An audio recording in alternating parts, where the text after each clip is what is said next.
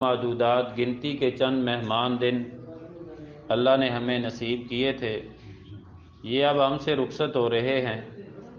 اللہ تعالیٰ سے دعا کرتے ہیں کہ اللہ تعالیٰ اس رمضان کو صحیح معنوں میں ہمارے حق میں جنت میں داخلے کا سبب اور ذریعہ بنا دے، جہنم سے آزادی کا پروانہ ہو۔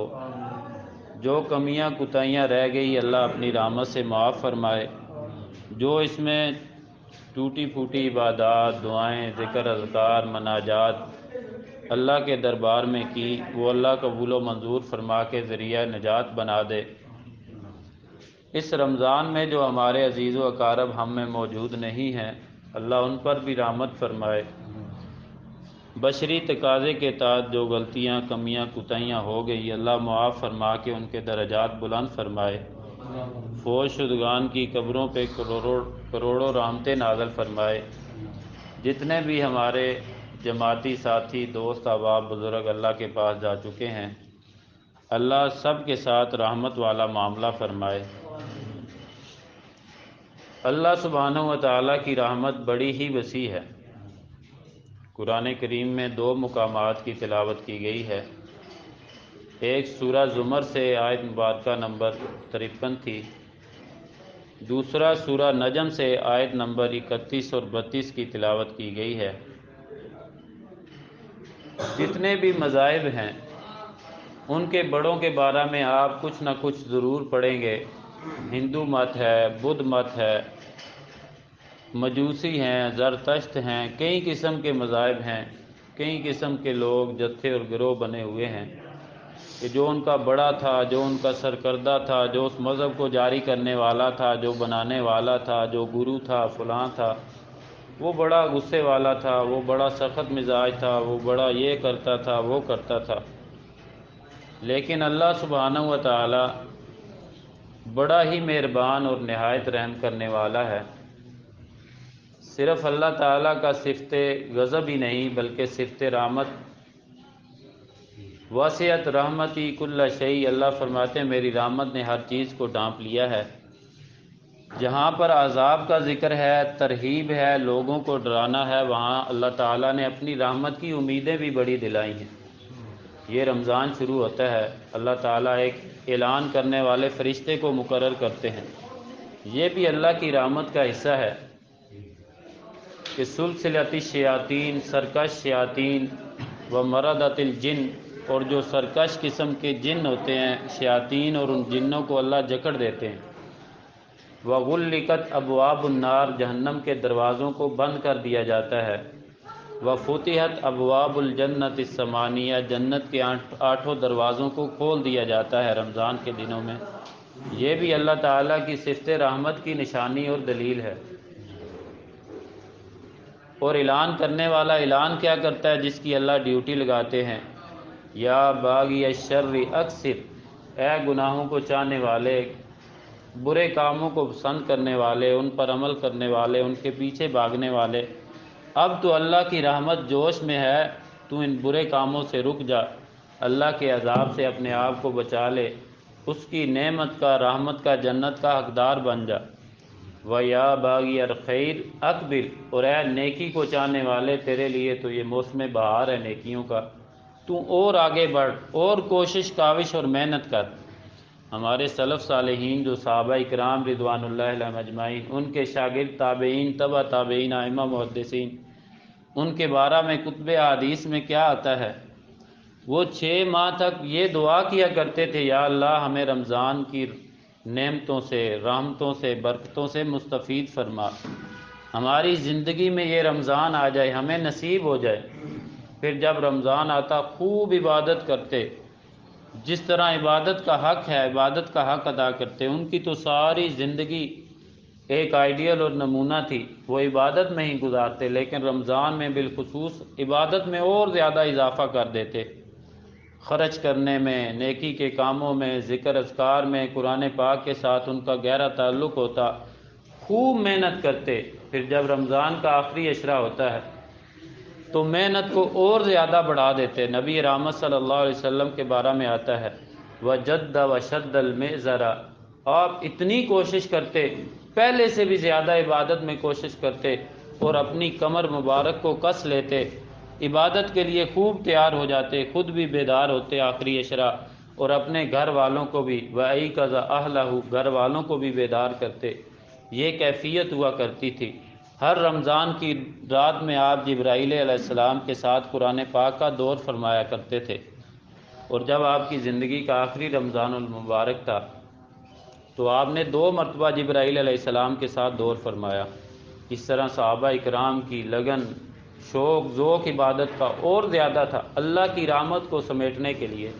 جب رمضان مکمل ہو جاتا خوب محنت کر لیتے، پھر 6 ماہ تک یہ دعائیں جاری رہتی، یا اللہ جو بھی کیا تیری رحمت اور توفیق سے ہوا، اے اللہ اب تو اسے شرف قبولیت سے نواز کے ہمارے لیے ذریعہ نجات بنا، کہیں یہ نہ ہو کہ یہ کی ہوئی ہماری محنتیں ضائع نہ ہو جائیں۔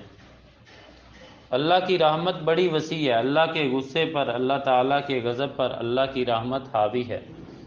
قرآن پاک کی ابتدا ہوتی ہے، سورۃ الفاتحہ ہے، ابتدا ہی سے بسم اللہ الرحمن الرحیم، الحمدللہ رب العالمین الرحمن الرحیم۔ یہ 3 آیات ہیں ابتدائی۔ ان 3 آیات میں اللہ تعالیٰ کی صفت رحمت 4 مرتبہ ذکر ہوئی ہے۔ قرآن پاک کی ابتدا اور آغاز اور شروع ہی اللہ کی رحمت کے بیان سے ہوا ہے۔ بسم اللہ الرحمن الرحیم، اللہ کے نام سے میں شروع کرتا ہوں جو نہایت مہربان اور بہت زیادہ رحم کرنے والی ذات ہے۔ الحمدللہ رب العالمین، تمام تعریفیں اللہ ہی کے لیے، جس چیز کو تعریف کہا جا سکتا ہے، تمام قسم کی خوبیاں، تعریفات وہ اللہ ہی کی ذات کے لائق ہیں جو سارے جہانوں کا رب ہے، تمام جہانوں کا رب ہے۔ کتنے جہان ہیں، انسانوں کا الگ جہان ہے، جنوں کا الگ جہان ہے، چرند درند پرند ان کا الگ جہان ہے، باقی چھوٹی موٹی مخلوقات کا الگ جہان ہے، خشکی کی مخلوقات ہیں ان کا الگ جہان ہے، اس میں کئی جنگلات کی ہیں، کئی پہاڑوں کی ہیں، جو باہری مخلوقات ہیں سمندروں میں، پانیوں میں رہنے والی، ان کا الگ اپنا جہان ہے۔ ان سب جہانوں کا پالن ہار، انہیں پیدا کرنے والا، ان کا رزق فراہم کرنے والا، ان کی زندگی اور موت کا مالک، ان کے ایک ایک پل اور ایک ایک گھڑی کی نگرانی اور نگہبانی کرنے والا، پرورش اور نگہداشت کرنے والی ذات وہ اکیلی اللہ کی ہے جو تمام جہانوں کا رب ہے۔ تو تمام تعریفیں اس رب العالمین کے لیے ہیں۔ الرحمن الرحیم، پھر اللہ تعالیٰ کی یہ صفت رحمت دہرائی گئی ہے کہ وہ بڑا ہی مہربان، نہایت رحم کرنے والا ہے۔ رحمان جو عربی زبان میں ہے یہ فعلان کے وزن پر ہے۔ جب کوئی چیز انتہا کو پہنچ جاتی ہے، ایک بندہ ہے گناہوں کی دلدل میں ڈوبا ہوا ہے، جب وہ شرمندہ ہوتا ہے، عار اور شرمندگی محسوس کرتا ہے کہ میں گناہ کر بیٹھا ہوں، تو وہ شرمندگی کی انتہا کو پہنچ جاتا ہے، ایسے جگہ پہ پہنچ جاتا ہے، اسے ندمان کہتے ہیں جو فعلان کے وزن پر ہے، کہ وہ شرمندہ اور وہ ندامت محسوس کر رہا ہے، بندہ رب سے معافی مانگتا ہے اپنے گناہوں کی، توبتاً نصوحہ کرتا ہے کہ آئندہ کبھی بھی گناہ نہیں کروں گا، اللہ تعالیٰ کا مطیع اور فرما بردار بندہ بن کے زندگی گزاروں گا، نہ حقوق اللہ میں خرابی کروں گا، نہ جو اللہ کے بندوں کے حقوق ہیں، حقوق العباد، ان میں کوئی کمی بیشی کروں گا۔ تو جب وہ شرمندگی کے انتہا کو پہنچتا ہے تو اسے ندمان کہتے ہیں۔ ایک بندہ ہے تھکا ہارا ہے سفر سے یا کام کاج سے، جب وہ خوب تھک جاتا ہے، نیند اس پر غالب ہو جاتی ہے، تو اسے نعمان کہتے ہیں کہ یہ نیند کی انتہا کو پہنچ چکا ہے، اب اس کی آنکھیں ہی نیند سے کھولی جا رہی، نیند اس پر حاوی ہو گئی ہے، وہ کوئی بیٹھ کر کام کرنا چاہتا ہے تو وہ گرتا ہے نیند کی وجہ سے، اس پر نیند غالب آ جاتی ہے۔ یہ صفت مبالغہ ہے، رحمان میں صفت مبالغہ پائی جاتی ہے کہ رحمان کی رحمت بڑی جوش میں، اللہ بڑا مہربان ہے۔ اب کوئی چیز بعض دفعہ جوش میں ہوتی ہے تو وہ جوش ٹھنڈا اور مان بھی پڑ جاتا ہے، ایسے بھی ہوتا ہے۔ اللہ تعالیٰ نے دونوں صفتیں اکٹھی ذکر فرمائی۔ رحمان یہ صفت دنیا کے لیے خاص ہے کہ دنیا میں اللہ کی رحمت اور مہربانی مسلمان کے لیے، کافروں کے لیے، سب کے لیے عام ہے، نبی رحمت صلی اللہ علیہ وسلم نے فرمایا اگر اللہ تعالیٰ کے دربار میں، اللہ کے ہاں، اللہ کے نزدیک دنیا کی قدر و قیمت مچھر کے ایک پر کے برابر بھی ہوتی نا، تو اللہ کسی کافر کو ایک گھونٹ پانی کا بھی نہ دیتے۔ تو ہم دیکھتے ہیں انبیاء کرام علیہم الصلاۃ والسلام، انہوں نے تنگ دستی کے حالات میں زندگی گزاری۔ جتنے بھی سابقہ انبیاء کرام علیہم الصلاۃ والسلام تھے، دو چار کے سوا سب قسم پرسی کی حالت میں زندگی گزاری۔ جو ماننے والے تھے وہ بھی غریب غربا کمزور قسم کے لوگ ہوا کرتے تھے اکثر۔ جب سیدنا ابو سفیان رضی اللہ تعالیٰ عنہ مسلمان نہیں ہوئے تھے، اپنا سامان تجارت، کافر تھے اسلام سے پہلے، مکہ کا ابتدائی دور تھا، نبی رحمت صلی اللہ علیہ وسلم کا چرچا ہو رہا تھا۔ آپ نے شاہ حبشہ نجاشی کو خط لکھ کے بھیجا، اسلام کی دعوت پیش کی کہ اگر تسلم اسلم، تو بچے گا، اسلام قبول کرے گا تو ہم سے اپنے آپ کو بچا لے گا، تیری عزت بھی محفوظ رہے گی، تیری جان بھی، خون بھی، مال بھی، ہر چیز محفوظ کر لے گا، تو اسلام کے مضبوط قلعے میں شامل ہو جائے گا، اللہ تعالیٰ کے حکم کے تحت زندگی گزارے گا تو ہمارا دین میں بھائی بن جائے گا، تیری عزت ہماری عزت ہوگی، تیرے مال کی حفاظت کرنا ہم پر ضروری اور لازم ہوگا، ہم تیری جان کے بھی محافظ بن جائیں گے، اسلامی اخوت اس رشتے میں تو جڑ جائے گا۔ تو جب یہ پیغام پہنچا، اس نے اپنے نمائندوں کو بھیجا کہ مکہ سے اگر کوئی قافلہ آیا ہوا ہونا تو ان کو پکڑ کے میرے پاس لے آنا، میرے دربار میں۔ وقت کا بادشاہ تھا، نجاشی کے دربار میں اسما نجاشی، ان کے دربار میں سیدنا ابو سفیان رضی اللہ عنہ کے قافلے کو لایا گیا۔ کئی قسم کے سوالات نبی رحمت صلی اللہ علیہ وسلم کے حوالہ سے پوچھے۔ اس میں ایک سوال یہ تھا، آپ کے ماننے والوں کی تعداد دن بدن بڑھ رہی ہے یا کم ہو رہی ہے؟ ابو سفیان رضی اللہ عنہ کہنے لگے ابھی مسلمان نہیں تھے، آپ کے جانی دشمن تھے، کفار کے سرداروں میں سے تھے، صفِ اول میں ہوتے تھے آپ کے مقابلے میں، آپ کے خلاف، تو پھر بھی جھوٹ نہیں بولا۔ کیوں؟ ساتھی ساتھ والے کیا کہیں گے کہ ابو سفیان نے دشمنی کی وجہ سے جھوٹی بات نبی رحمت صلی اللہ علیہ وسلم پر کہی، یہ جھوٹ کا داغ کہیں میرے ماتھے پہ نہ لگ جائے۔ وہ کافر ہو کے بھی جھوٹ نہ بولیں، ہم مسلمان ہو کے روزہ بھی رکھیں، نماز بھی پڑھیں، نبی رحمت صلی اللہ علیہ وسلم کا ہم کلمہ بھی پڑھیں، اور جھوٹی بات بھی کریں، کاروبار میں، معاملات میں، لین دین میں، گھر کے معاملات میں، باہر کے معاملات میں، سیاست میں، معاشرت میں، معیشت میں، ہر طرح کے حوالہ سے بات بات پہ جھوٹ بول جائیں، پھر یہ کیسی مسلمانی ہوئی؟ کیسے ہم نبی رحمت صلی اللہ علیہ وسلم کے غلام ہوئے؟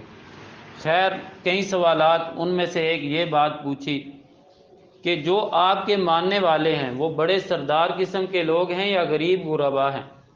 کہنے لگا کوئی سردار، اس نے ابھی تک آپ کا کلمہ نہیں پڑھا، ان کے دماغ پہ سرداری ہی سوار ہے، بس جتنے غریب غربا ہیں وہ آپ کو ماننے والے ہیں۔ تو اس نجاشی نے کیا کہا تھا؟ ہم نے تورات میں، انجیل میں پڑھا ہے کہ جتنے بھی انبیاء کرام علیہم الصلاۃ والسلام ہیں، ابتدا میں جو ان کے ماننے والے ہوتے ہیں وہ اکثر غریب ہی ہوتے ہیں۔ ابتدائی دور میں جو ان پر ایمان لانے والے، ان کے جانثار، ان پر جان نچھاور کرنے والے وہ غریب غربا ہی ہوتے ہیں۔ امراء تو بعد کے دور میں وہ داخل ہوتے ہیں، جس طرح سمامہ بن اسال تھے، یمن کے گورنر تھے، کئی بڑے بڑے قبیلوں کے سردار، پورے پورے قبیلے، پورے پورے علاقے، وہ فوج در فوج اسلام میں داخل ہوئے۔ ابتدائی دنوں میں تمام انبیاء کرام علیہم الصلاۃ والسلام کے ساتھ یہی معاملہ ہوتا ہے کہ جتنے بڑے بڑے سردار ہوتے ہیں ان کے مخالفین ہوتے ہیں، انہیں اپنی چودراہٹ کی فکر ہوتی ہے کہ ہم نے اس نبی کا کلمہ پڑھ لیا، اس کی بات مان لی، ان کے پیچھے چل پڑے تو ہماری چودراہٹ، یہ بڑیائی اور سرداری ختم ہو جائے گی۔ اس لیے ابتدا میں غریب لوگ ہی انبیاء پر ایمان لانے والے ہوتے ہیں۔ تو خیر، ہماری بات چل رہی تھی اللہ سبحانہ و تعالیٰ کی رحمت کے حوالہ سے۔ اللہ کے دربار میں اگر اللہ کے نزدیک دنیا کی قدر و قیمت ایک مچھر کے پر کے برابر بھی ہوتی تو اللہ کسی کافر کو ایک گھونٹ پانی کا بھی نہ دیتے۔ تو کفار کے پاس دنیا میں مال و دولت کی فراوانی ہوتی ہے، الدنیا سجن المؤمن و جنت الکافر، اسی لیے نبی رحمت صلی اللہ علیہ وسلم نے فرمایا یہ مومن کے لیے قید خانے کی طرح ہے اور کافر کے لیے ایسے ہے جیسے جنت ہوتی ہے۔ کیوں؟ اسے آخرت کی فکر نہیں، پرواہ نہیں۔ وہ کہتا ہے یہ دنیا کی زندگی سب کچھ ہے، اس میں عیش و عشرت کر لی جائے، جو کچھ جی میں آتا ہے کر لیں۔ جو مومن ہوتا ہے وہ پابندیوں میں رہ کر زندگی گزارتا ہے کہ میری اپنی مرضی نہیں چل سکتی، یہ میرا وجود ہے، یہ اللہ کی اور نبی رحمت صلی اللہ علیہ وسلم کی مرضی کے پابند ہے۔ میں اپنی چاہت، خواہش اور تمنا سے جو میرے جی میں آئے وہ میں نہیں کر سکتا، یہ کام کرنا ہے۔ کیوں؟ اللہ تعالیٰ کا حکم ہے، نبی رحمت صلی اللہ علیہ وسلم نے حکم دیا ہے، میں آپ کا غلام ہوں، آپ کا کلمہ پڑھا ہے، مجھ پر یہ کام کرنا لازم ہے۔ موسم اجازت دیتا ہے نہیں، طبیعت ساتھ دیتی ہے، اجازت دیتی ہے نہیں، میں نے اس پر عمل کرنا ہے، ہر حال میں کرنا ہے۔ کیوں؟ میں نبی رحمت صلی اللہ علیہ وسلم کا غلام ہوں، آپ کا کلمہ پڑھ رکھا ہے، یہ کام نہیں کرنا، جی بھی چاہ رہا ہے، دل بھی کر رہا ہے، پھر بھی نہیں کرنا، اپنے آپ کو مجبور کرنا ہے، اپنے اوپر قابو رکھنا ہے۔ کیوں نہیں کرنا؟ کیوں؟ میرے رب تعالیٰ نے مجھے منع فرمایا ہے، نبی رحمت صلی اللہ علیہ وسلم نے فلاں فلاں کاموں سے مجھے روک لیا ہے، تو یہ بھی اللہ کی رحمت ہے، اللہ کی رحمت اور توفیق ہے۔ قرآن کریم کی ابتدا بھی اللہ تعالیٰ کی رحمت سے ہوتی ہے کہ وہ رحمان ہے۔ یہ رحمان صرف دنیا کے حوالے سے، اللہ کی رحمت جوش میں ہے اور یہ جوش ختم نہیں ہوگا، آخرت کا وقت آئے گا، اس میں اللہ کی صفت الرحیم ہوگی۔ جو مہربانی اللہ کی شفقت اور رحمت ہے وہ وہاں مسلمانوں کے لیے خاص ہوگی، وہاں کافروں کو اللہ تعالیٰ کے غضب کا سامنا کرنا پڑے گا۔ سورہ حجر میں اللہ تعالیٰ نے فرمایا، نبی رحمت صلی اللہ علیہ وسلم کو مخاطب کر کے فرمایا، نبّ عبادی انی انا الغفور الرحیم، میرے بندوں کو خبر دے دو کہ تمہارا رب جو ہے وہ فرما رہا ہے میں بڑا بخشنے والا اور رحم کرنے والا ہوں۔ اور ساتھ ہی اس کے بعد والی آیت میں یہ بھی بیان فرما دیا، وَأَنَّ عَذَابِي هُوَ الْعَذَابُ الْعَلِيمُ، کہ یقیناً جو میرا عذاب ہے وہ بھی بڑا سخت ہے۔ جہاں اللہ تعالیٰ نے اپنی صفت رحمت کا ذکر کیا، اپنی صفت غضب کا بھی ذکر کیا، جہاں اللہ تعالیٰ نے اپنے عذابات کا، غضب کا ذکر فرمایا، ساتھ ہی اللہ تعالیٰ نے اپنی رحمت کا بھی تذکرہ فرمایا۔ کوئی عام ہو کسی دین کا، مذہب کا بڑا وڈیرا، اس میں صفت غضب واضح ہوتی ہے، لیکن اللہ تعالیٰ کی صفت رحمت وہ صفت غضب پر حاوی ہے۔ اللہ سبحانہ و تعالیٰ نے فرمایا سورہ الزمر میں، کل، اے نبی رحمت صلی اللہ علیہ وسلم آپ بتا دیں، میرے بندوں کو میری طرف سے پیغام دے دے۔ رب تعالیٰ فرماتے ہیں، کل یا عبادی الذین اسرفوا علی انفسہم لا تقنطوا من رحمت اللہ، اے میرے بندو جو اپنی جان پر ظلم اور زیادتی کر بیٹھے ہو، وہ میری رحمت سے نا امید نہ ہو جانا، میری رحمت بڑی وسیع ہے۔ ان اللہ یغفر الذنوب جمیعا، اللہ سارے گناہوں کو معاف فرمانے والی ذات ہے۔ انہ هو الغفور الرحیم، وہ بہت زیادہ بخشنے والا اور رحم کرنے والا ہے۔ اس آیت مبارکہ میں اللہ سبحانہ و تعالیٰ نے اپنی صفت رحمت کو بیان فرمایا ہے کہ اللہ کی رحمت سے نا امید ہو جانا یہ ناجائز اور حرام ہے، یہ قطعاً کسی مسلمان کے لیے، کسی بندے کے لیے جائز نہیں کہ اپنے رب کی رحمت سے نا امید ہو جائے۔ آج کل ہم دیکھتے ہیں اپنے ماحول معاشرے میں، دوست احباب میں، عزیز و اقارب میں، بھائی اللہ سے ہمارے لیے بھی دعا کر دیں، آگے سے کیا جواب ہوتا ہے، وہ ہم بڑے گناہ گار ہیں جی، آپ نیک بندے ہیں، اللہ آپ کی سنتا ہے، ہم گناہ گاروں کی کہاں سنتا ہے۔ او بھائی یہ نا امیدی والا یہ کفریہ کلمہ ہے۔ اللہ سبحانہ و تعالیٰ نے جہاں رمضان المبارک کے احکامات نازل فرمائے، ان کے درمیان میں یہ آیت مبارکہ بھی نازل کی ہے، وَإِذَا سَأَلَكَ عِبَادِي أَنِّي فَإِنِّي قَرِيبٌ اجیب دعوت الداعی اذا دعان فلیستجیبوا لی ولیؤمنوا بی لعلہم یرشدون، کہ اے نبی جب بھی آپ سے میرے بارے میں میرے بندے سوال کریں تو میرے بندوں کو کیا بتانا ہے؟ اللہ فرماتے ہیں میں تو انتہائی قریب ہوں، اتنا قریب ہوں، اتنا قریب ہوں، نحن اقرب الیہ من حبل الورید، اللہ فرماتے ہیں ہم ان کی جان، رگے جان جو ہے اس سے بھی زیادہ قریب ہیں اپنے بندوں کے، جب بھی وہ پکارتے ہیں، پکارنے والوں کی پکار کو اللہ تعالیٰ فرماتے ہیں میں سنتا بھی ہوں، قبول بھی فرماتا ہوں۔ اللہ تعالیٰ اعلان فرما رہے ہیں میرا جو بھی بندہ کون کہتا ہے اللہ گناہگاروں کی نہیں سنتا؟ صحیح بخاری شریف میں حدیث پاک موجود ہے، امام کائنات صلی اللہ علیہ وسلم نے فرمایا ہمارے لیے اس میں سبق ہے، ہم سب گناہگار ہیں، خطا کے پتلے ہیں، کل بنی آدم خطاء وخیر الخطائین التوابون۔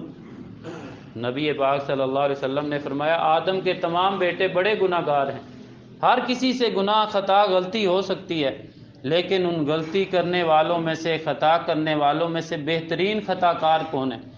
ایک غلطی کر رہا ہے، خطا کر رہا ہے، گناہ کر رہا ہے، اور نبی رحمت صلی اللہ علیہ وسلم کیا فرما رہے ہیں؟ گناہ کرنے والے میں سے بہترین وہ ہے التوابون، جو اللہ سے توبہ کر لیتے ہیں، معافی مانگ لیتے ہیں۔ رب تو ہر گناہ گاروں کی سنتا ہے، تبھی تو توبہ قبول ہوتی ہے۔ بنی اسرائیل کا واقعہ پہلے دور میں، ایک بندے نے 99 قتل کر لیے، اللہ کی رحمت سے نا امید نہیں ہوا، دل میں ایک تڑپ اٹھی کہ میں اپنے رب کو کیا جواب دوں گا، اس کی مخلوق میں سے میں نے اس کے 99 بندوں کو قتل کر دیا۔ اس نے آگے پیچھے سے پوچھا کوئی بڑا عالم ہے تو مجھے اس کے بارے میں بتلاؤ، میں اس سے مشورہ کروں، میرا رب میری توبہ کیسے قبول کرے گا؟ تو خیر لوگوں نے بتایا فلاں جگہ پہ چلے جاؤ، فلاں بڑے عالم موجود ہیں۔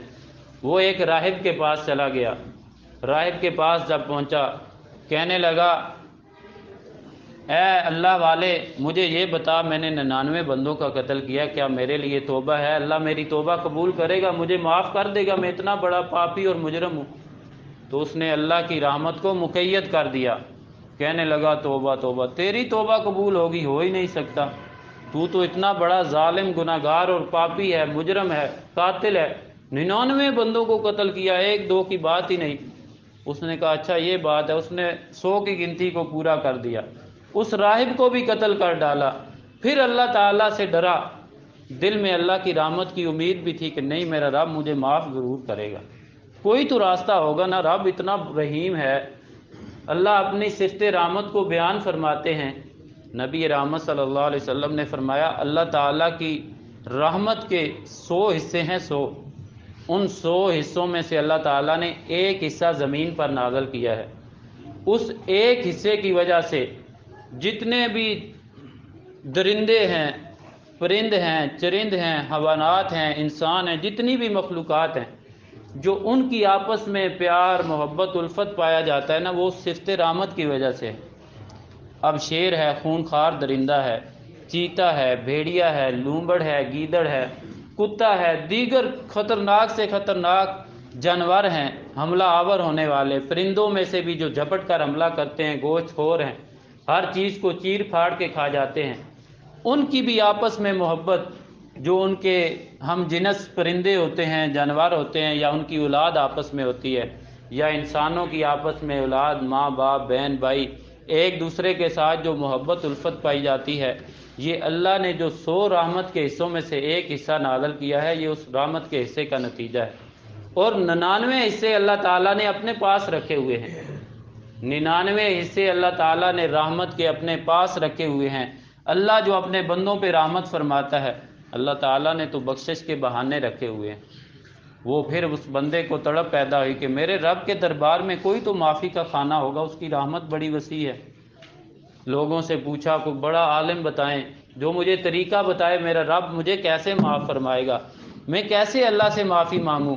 وہ ایک عالم کے پاس پہنچتا ہے، اللہ والے کے پاس پوچھا، بتایا اس نے کہ تیرے لیے اللہ کے دربار میں معافی ہے، تو جس ماحول معاشرے میں رہتا ہے یہاں گناہ گار اور بدکار قسم کے لوگ رہتے ہیں، تو ایسے کر فلاں بستی میں چلا جا، وہاں اللہ تعالیٰ کے عبادت گزار بندے رہتے ہیں جو اللہ کی عبادت کرتے ہیں، اللہ کا حق بھی ادا کرتے ہیں، اللہ کے بندوں کا حق بھی ادا کرتے ہیں، نہ اللہ کے حق میں ظلم اور نا انصافی سے کام لیتے ہیں، نہ اللہ کی مخلوق کے حق میں وہ نا انصافی اور ظلم کرتے ہیں۔ تو نیک لوگوں کی بستی میں چلا جا، اللہ سے سچی توبہ کر لے، تیرا رب تجھے معاف فرما دے گا۔ لو جی وہ بندہ چل نکلتا ہے، اتنا بڑا گناہ گار، 100 بندوں کا قاتل ہے، جا رہا ہے راستے میں ملک الموت، موت والا فرشتہ آ جاتا ہے، اس کی روح قبض ہو جاتی ہے۔ اب عذاب والے فرشتے بھی آگے، جنت والے فرشتے بھی آگے، اللہ کی رحمت والے، ان کا آپس میں جھگڑا ہو گیا کہ ابھی اس نے توبہ کبھی کی تھی، ابھی نیک اعمال نہیں کیے، نیک لوگوں کی بستی میں نہیں پہنچا، یہ ہمارے کھاتے میں آئے گا، ہم عذاب والے لوگوں میں اس کو لے کر جائیں گے، اس کی روح کو عذاب پہنچے گا۔ رحمت والے فرشتے کہتے ہیں نہیں، اس نے سچی توبہ کر لی تھی، اب اللہ کی طرف یہ چل پڑا تھا، اللہ والے جو نیک بندے تھے نیک لوگوں کی بستی میں، تاکہ وہاں رہے گا، نیکی کے ماحول میں رہے گا، نیکی کا اثر اس پہ چڑھے گا، تو اللہ اس کو معاف فرمائے گا، اس کا خاتمہ بالخیر ہوگا۔ تو یہ ہم رحمت والے فرشتے، اس کی روح رحمت والے لوگوں میں جائے گی جو اللہ کی رحمت کے مستحق ہیں۔ تو آخر اللہ نے ایک فرشتہ بھیجا ان کے درمیان فیصلہ کرنے والا، وہ ثالث مقرر ہو گیا کہ میں تمہارے درمیان فیصلہ کرتا ہوں، تم ایسے کرو، زمین کی پیمائش کرو، گناہگار لوگوں کی بستی کی طرف بھی پیمائش کر لو، جو نیک لوگ تھے جن کی طرف یہ توبہ کر کے جا رہا تھا اس زمین کے ٹکڑے اور حصے کی بھی پیمائش کر لو، جس طرف کی پیمائش زیادہ نکلی اس طرف سے یہ نہیں شامل ہوگا، جہاں جس سائیڈ کی پیمائش کم ہوئی یہ ان لوگوں میں شامل ہوگا۔ اگر نیک بستی کی طرف جا رہا تھا وہ زمین کا حصہ گناہگاروں کی بستی سے کم نکلا تو یہ نیک لوگوں میں شامل ہوگا، اللہ کی رحمت کا مستحق ہوگا، جنت کا مہمان بنے گا۔ اگر ابھی گناہگار لوگوں کی بستی کے یہ قریب تھا، نیک لوگوں سے دور تھا، تو یہ اہل جہنم میں شمار ہوگا۔ اب اس نے سفر تھوڑا طے کیا تھا۔ دیکھیں اللہ گناہگاروں کی سنتا ہے، ہر بندے کی سنتا ہے۔ گناہگار صبح کا بھولا ہوا شام کو گھر آ جائے اسے بھولا ہوا نہیں کہتے۔ اللہ تعالیٰ جو پہلے سورہ زمر کی آیت مبارکہ آپ احباب کے سامنے تلاوت کی ہے اس میں یہی بات تو ہے، قُلْ يَا عِبَادِيَ الَّذِينَ أَسْرَفُوا عَلَىٰ أَنفُسِهِمْ لَا تَقْنَطُوا مِن رَحْمَتِ اللَّهِ۔ اے نبی صلی اللہ علیہ وسلم میرے بندوں کو بتلا دو، گناہگار بھی ہیں، جانوں پر گناہ کر کر کے اتنا ظلم کیا ہے، حد سے بڑھ گئے ہیں، پھر بھی اللہ تعالیٰ یہ نہیں کہہ رہے ہو گناہگارو تم جنہوں نے اپنی جانوں پر ظلم، نہیں، اللہ نے فرمایا یا عبادی الذین، اے میرے وہ بندو جو اپنی جانوں پر ظلم کر بیٹھے ہو گناہوں کی وجہ سے، میری رحمت سے مایوس اور نا امید نہ ہونا، میری رحمت بڑی وسیع ہے۔ تو اللہ تعالیٰ تو گناہگاروں کو اپنے بندے کہہ رہا ہے، انہیں پرائے نہیں کہہ رہا، انہیں اپنی رحمت کی طرف بلا رہا ہے۔ میری رحمت سے نا امید نہ ہونا، اس بندے کا کیا فیصلہ ہوتا ہے۔ زمین کو اللہ تعالیٰ حکم دیتے ہیں نیک لوگوں کی بستی کی طرف تو سکڑ جا، تنگ ہو جا، تاکہ فاصلہ کم رہ جائے۔ حقیقت میں یہ تھا گناہگار لوگوں کی بستی کے ابھی وہ قریب تھا، سفر تھوڑا طے کیا تھا، نیک لوگوں کی بستی دور تھی، اللہ نے اپنی مخلوق زمین کو حکم دیا، وہ تنگ ہو گئی، سکڑ گئی، اللہ تعالیٰ نے اسے اپنے نیکوکار بندوں میں شامل فرما کے معاف کر دیا۔ اللہ سنتا ہے، اللہ سب کی سنتا ہے، یہ بات ذہن میں قرید کر نکال دیں کہ اللہ گناہگاروں کی نہیں سنتا، اللہ سنتے ہیں۔ یہ بات ہمارے اعتبار سے ہے، ہمارے اندر یہ بہت بڑی کمی اور خرابی پائی جاتی ہے کہ جس بندے سے کوئی غلطی گناہ سرزد ہو جائے ہم اس بندے سے نفرت شروع کر دیتے ہیں، یہ بڑی معیوب اور بری بات ہے۔ وہ بھائی انسان خطا کار ہے، غلطی ہو سکتی ہے، مجرم سے نہیں جرم سے نفرت ہونی چاہیے۔ انسان سے گناہ ہوتا ہے، غلطی انسان سے ہوتی ہے، وہی جرم کر بیٹھتا ہے۔ ہماری مصیبت اور بیماری یہ ہے کہ ہم جرم سے نفرت کرنے کے بجائے اس مجرم سے نفرت کرنے لگ جاتے ہیں، اس کو اپنے سے دور کر دیتے ہیں۔ مجرم سے پیار کریں، محبت کریں، اچھے انداز میں اس کو سمجھائیں کہ یہ جو کام تم کر رہے ہو یہ گناہ کا کام ہے، یہ جرم ہے، یہ ظلم ہے، یہ زیادتی ہے، یہ برا اور ناپاک غلیظ گندا کام ہے، اسے چھوڑ دیں، اس سے اللہ تعالیٰ ناراض ہوتے ہیں۔ اس سے پیار محبت کریں، مجرم سے نفرت نہ کریں، اس کے جرم سے نفرت کریں۔ نبی رحمت صلی اللہ علیہ وسلم کی تعلیمات ہمیں یہی سبق دیتی ہیں۔ سورہ الحجرات زندگی گزارنے کا ایک پورا چارٹر ہے۔